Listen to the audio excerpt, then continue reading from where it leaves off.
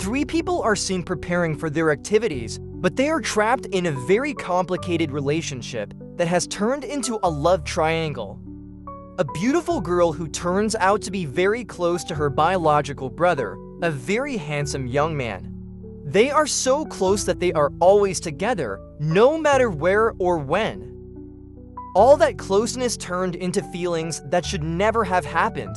This story is set around 1968, amidst the chaos of student riots protesting American influence in legitimizing the Vietnam War to France. Roi, a lonely young man from America, is studying theater arts in Paris without a single friend. While watching a protest speech in front of his campus, he is suddenly called by a beautiful girl who has been observing him for some time. She appears as if she is chained to the iron fence and introduces herself as Isabella. With a French father and an American mother, she is fluent in English. After a long conversation, a young man appears and is introduced by Isabella as Leo, her brother. Suddenly, the peaceful demonstration turns violent as clashes erupt between the police and protesters, lasting late into the night. Once the chaos subsides, the three of them walk along the river, discussing politics, film, and music while sharing their packed meals. They soon realize they share a deep passion for cinema.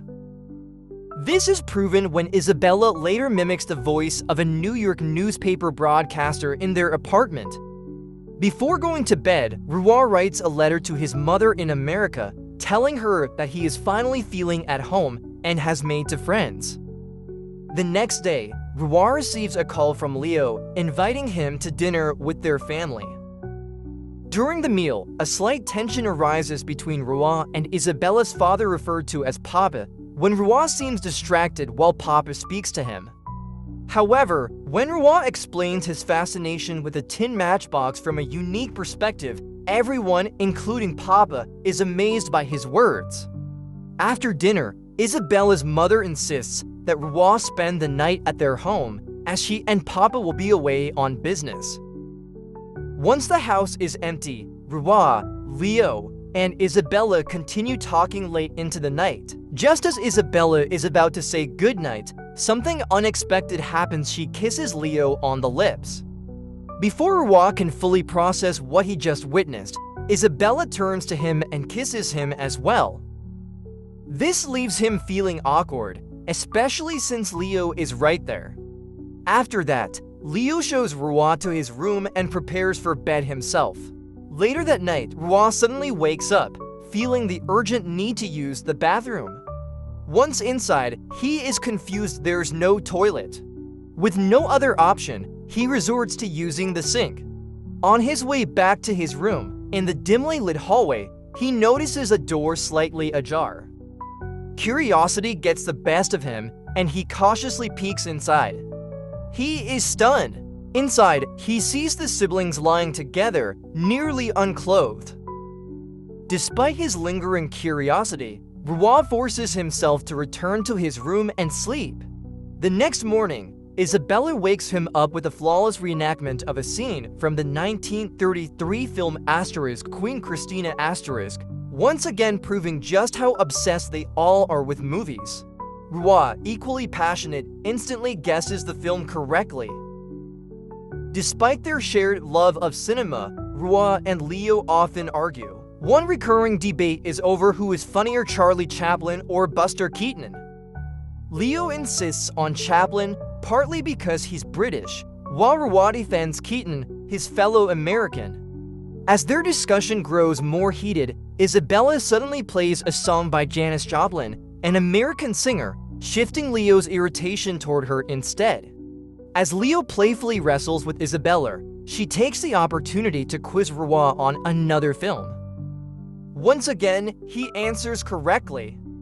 Isabella and Leo challenge Roi to reenact a scene from Band of Outsiders where the characters sprint through the Louvre Museum. Though reluctant, he agrees out of courtesy to his hosts. One morning, their obsession with films leads to another round of movie trivia. This time, Isabella quizzes Leo, and when he fails to answer, he is punished, forced to expose himself in front of Isabella and Roi. Roi is visibly uncomfortable. Later, Leo takes Roi to a cafe where he finally reveals a shocking truth. He and Isabella are conjoined twins. As their madness escalates, Leo quizzes Roi next. When Roi fails to answer, he receives a punishment of his own. He must embrace Isabella in front of Leo. Whether it's the wine or his growing feelings for her, Roi complies. Gradually, Roi becomes entangled in their world, sharing baths and even sleeping in the same bed with them. One day, Roi makes a request. He wants Isabella to break free from Leo. Though conflicted, she agrees and spends time alone with Roi, going to cafes and watching movies together. However, everything changes when Isabella catches Leo with another woman. As she approaches his room, Roi tries to stop her by asking where her own room is. Distracted, Isabella follows Roi instead. But once inside, she hears the faint melody of La Mer*, her favorite song playing in Leo's room. The realization sends her into a frenzy. She pounds on Leo's door, but the music is too loud for him to hear. Her rage then turns to Roi. Suddenly seeing him as an outsider, she furiously orders him out of her room. Heartbroken, Roi leaves.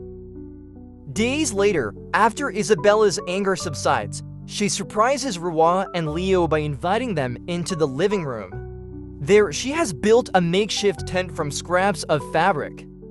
Leo, overjoyed, is reminded of their childhood when they used to build similar tents together.